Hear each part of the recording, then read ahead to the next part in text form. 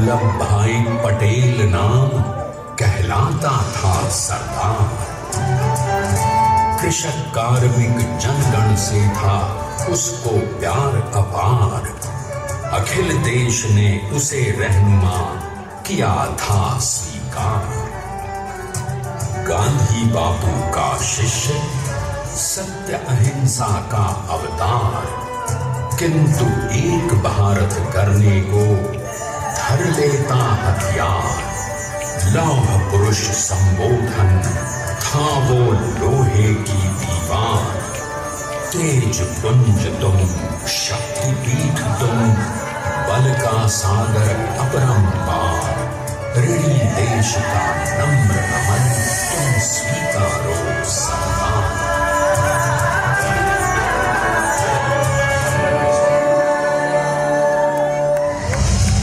1857 में अंग्रेजों को ललकारने वाले पहले स्वतंत्रता संग्राम के एक सक्रिय सिपाही थे झवेर भाई पटेल। करमसद गांव के इस बहादुर देशभक्त किसान और उनकी पत्नी लाडबाई के 5 बेटों और 1 बेटी में से चौथे पुत्र थे वल्लभ भाई। बालक वल्लभ ने करमसद के बाद नडियाद से अपनी हाई स्कूल की शिक्षा पूरी की। फिर 13 साल की उम्र में उनकी शादी भी हो गई छोटी सी झवेर बाई से। 2 बच्चों, बेटी मणिबेन और बेटे ताया भाई को जन्म देने के बाद झवेर बाई असमय ही चल बसी। सदी बदलने और 20वीं सदी आने पर उनका जीवन भी एक चमत्कार की तरह बदला।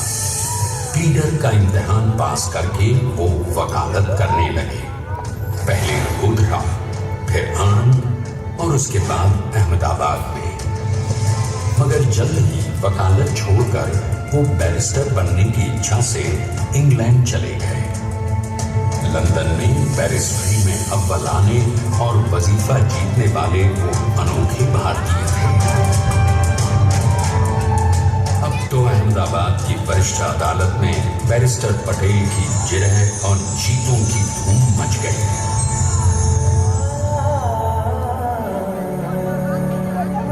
तभी एक युग पुरुष ने वल्लभ भाई के जीवन की धारा ही बदल दी।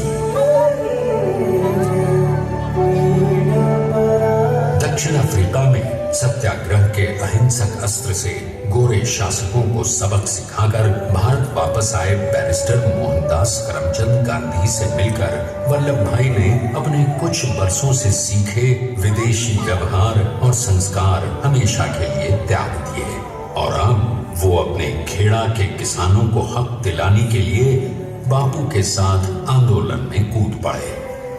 अब उनके पैरों में जूते नहीं, गांव की धूल थी। हृदय में भारत भूमि की शस्य श्यामला धरती। मन में थे गांधी और मस्तिष्क में एक नए स्वतंत्र भारत का सपना।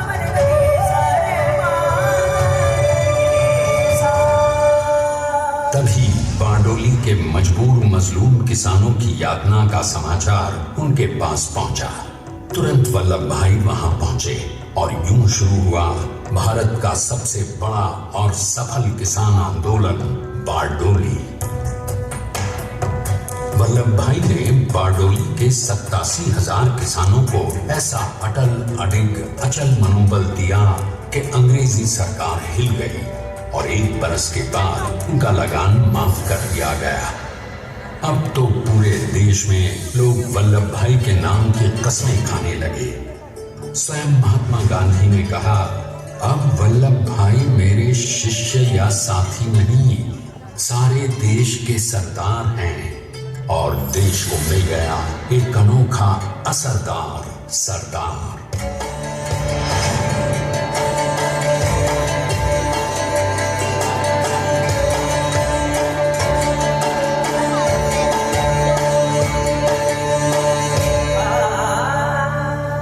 सरदार पटेल के नाम और देशभक्ति से अंग्रेज डरकर कांपने लगे।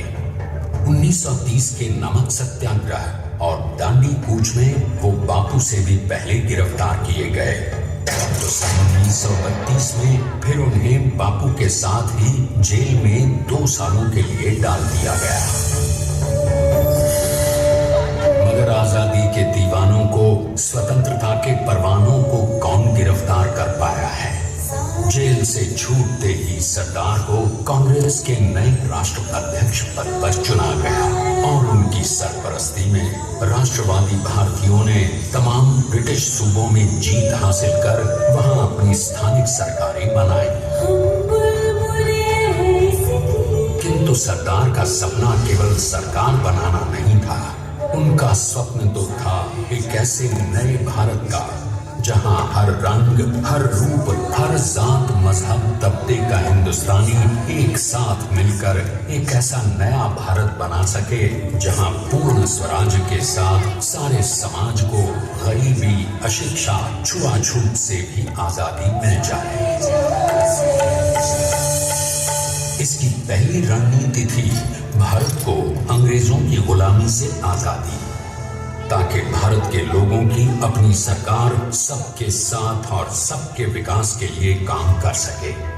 बापू की अगुवाई में अब देश ने अंग्रेजों को अंतिम चेतावनी दे दी, करेंगे या मरेंगे, क्विट इंडिया, अंग्रेजों, भारत छोड़ो। बस फिर क्या था, संघर्ष की रणभेरी बची। 3 सालों के लिए सरदार पटेल को भी सत्याग्रही नेताओं के साथ जेल में ठूंस दिया गया। 2 सालों के बाद अंग्रेजों को बापू के सभी शिष्यों और साथियों को छोड़ना पड़ा।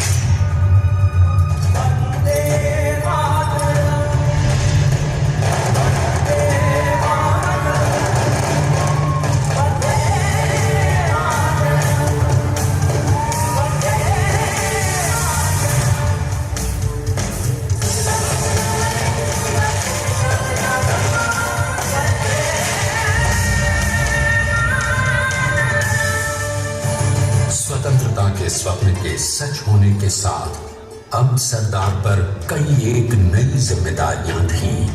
आने वाली आजादी की तैयारी और एक नए भारत के लिए नए लोकतांत्रिक संविधान की संरचना। जैसा उनके साथी ने खुद कहा था, सरदार ने ही 6वीं हथौड़ी लेकर एक नए भारत को उकेरा है।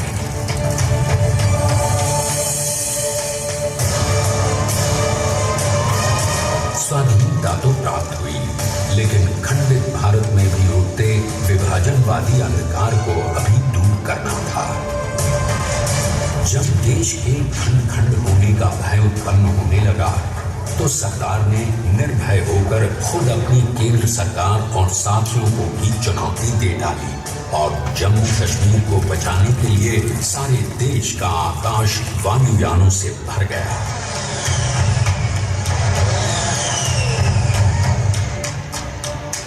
और फिर हैदराबाद और जूनागढ़ के भारत में विलयीकरण को पाकिस्तान से चुनौती मिली। सरदार चाहते थे कि देश की 1 इंच धरती अब और विभाजित नहीं होनी चाहिए। नए भारत को एक करने के लिए समझा बुझाकर, मना कर 565 रियासतों को सरदार ने अपनी सूझबूझ, सदाशयता, संबल से एक नए स्वतंत्र भारत का अभिन्न अंग बना लिया। हमारे इतिहास में अखंड भारत के पुरुषार्थ का ये एक महानतम अध्याय है। जैसा उन्होंने स्वयं कहा था, हमें नए धागों को पुराने ताने बाने में ऐसे पिरोना है कि एक दूसरे में गुंथ जाए और बेहतरीन बनावट वाला एक नया भारत उभर कर सामने आ सके। अंततः अपने वज्र दृढ़ संकल्प से एक नया विराट विशाल एक भारत श्रेष्ठ भारत बनाकर दिखा ही दिया सरदार ने। संसार के सबसे बड़े प्रजातंत्र के शिल्पी को प्रणाम करने के लिए देश ने बनाया है ये समर्थ स्मारक। स्वाधीन भारत को समर्थ भारत में बदलने वाले सरदार पटेल को समर्पित प्रेरणा तीर्थ भी है। प्रधानमंत्री प्रधानमंत्री श्री नरेंद्र मोदी के नेतृत्व में बनी विश्व की इस विशालतम प्रतिमा के सामने आकर सारी दुनिया जैसे स्वयं ही नतमस्तक हो जाती है।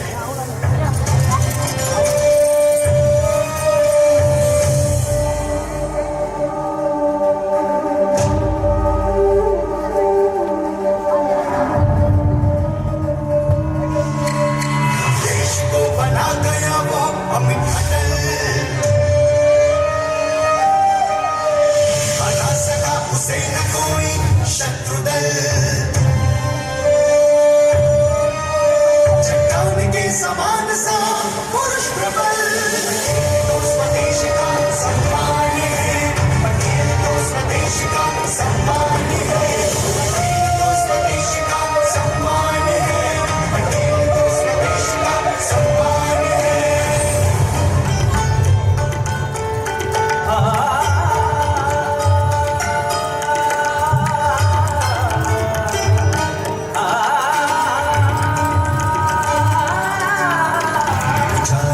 आकाश को छुए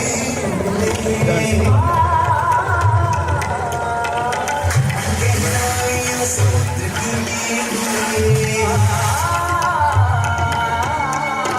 कदम अड़िग जमीन पर जमे हुए पटेल अपनी आन बान शान है, पटेल अपनी आन बान शान है, तो स्वदेश का सम्मान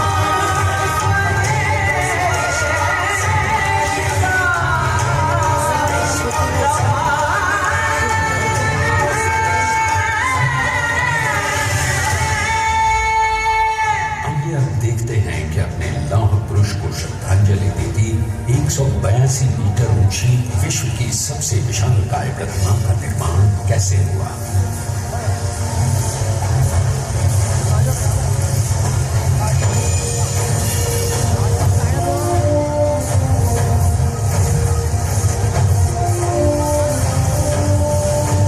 गगनचुंबी इस अद्वितीय अभूतपूर्व प्रतिमा को बनाने के लिए सबसे पहले नदी पर 4500 क्यूबिक मीटर का राफ्ट बना और फिर सीधा 600 फीट का कंक्रीट का कोण बनाया गया।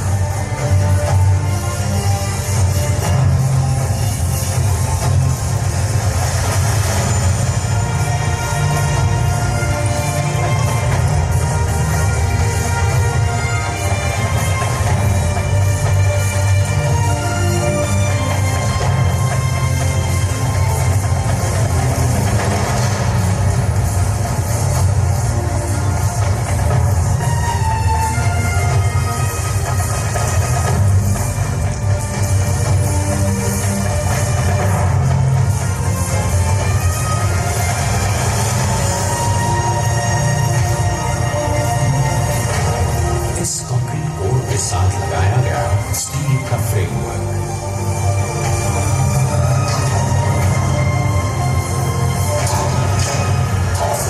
इस फ्रेमिंग पर 6500 ब्रॉन्ज के पीसेस लगाए गए।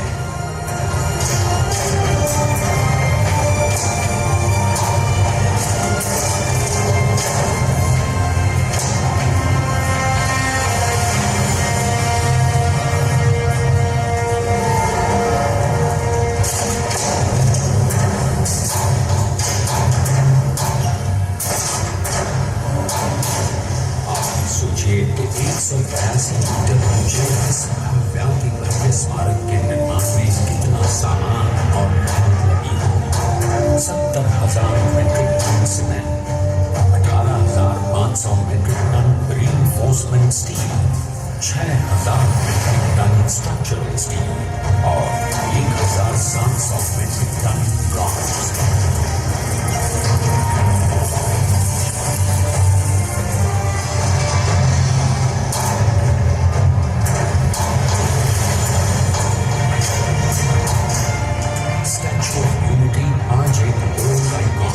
और इसे मुमकिन बनाने में एक सेकंड भी ब्रेक लिए बिना देश भर की टीम्स ने 24/7 काम किया। 250 से ज्यादा इंजीनियर्स, 4,500 से ज्यादा स्किल फोर्स और 10 लाख मानव दिन। हम गर्व से कह सकते हैं कि कुल मिला मिलाकर स्टैच्यू ऑफ यूनिटी के निर्माण में 95% माल सामान, मजदूर, इंजीनियर्स और एक्सपर्ट्स थे भारतीय। जानते हैं कि 182 मीटर ऊंची इस भव्य प्रतिमा को बनाने में कितना समय लगा? डिजाइन के लिए 12 महीने और निर्माण के लिए 34 महीने, यानी कुल मिलाकर केवल 46 महीने।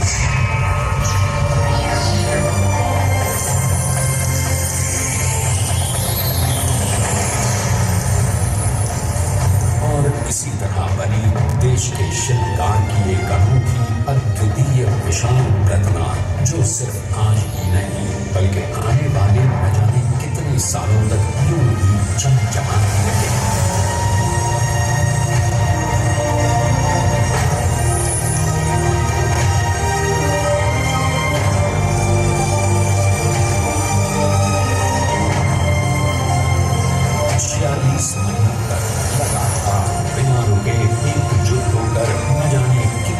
परिश्रम किया और उनका साथ दिया भारत की 125 करोड़ जनता।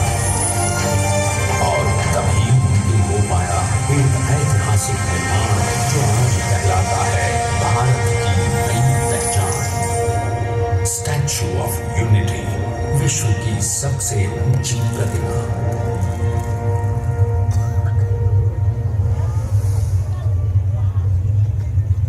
सरदार ने अपनी गंभीरता, शालीनता और दूरदर्शिता से भारत को संगठित करने के असंभव कार्य को संभव कर दिखाया। आइए आज हम सब उन्हीं की महिमा में विश्व के सामने एक उदाहरण रखें, क्योंकि ये ही भारत को श्रेष्ठता के मार्ग पर ले जाएगा। हमारा कर्तव्य यही है, हमें निश्चय कर देना चाहिए हमें हिंदुस्तान में जितने लोग हैं सबको मिल के भाई भाई की तरह रहना है। स्टैच्यू ऑफ यूनिटी एकता की प्रतिमा और श्रेष्ठता का प्रतिबिंब है। एक पहल है इस अखंड भारत को श्रेष्ठ भारत बनाने के सपने को पूरा करने के लिए। एक पुकार है हम सबको एकजुट होने के लिए। एक आंदोलन है भारत को सबसे आगे ले जाने के लिए, श्रेष्ठ बनाने के लिए। आपके योगदान और विश्वास से ही बनेगा एक भारत श्रेष्ठ भारत। एकता का स्वागत है, एकता का संदेश है कि भाषा अनेक, भाव एक, राज्य अनेक, राष्ट्र एक, पंथ अनेक, लक्ष्य एक, बोली अनेक, स्वर एक, रंग अनेक, तिरंगा एक, समाज अनेक, भारत एक, रिवाज अनेक, संस्कार एक, योजना अनेक, मकसद एक, कार्य अनेक, संकल्प एक, राह अनेक, मंजिल एक, पहनावा अनेक, प्रतिभा एक, चेहरे अनेक, मुस्कान एक। ये एकता का संदेश लेकर के हम चले। और भाइयों बहनों, ये भारत की विशेषता है, विविधता में एकता। यही भारत की विशेषता है।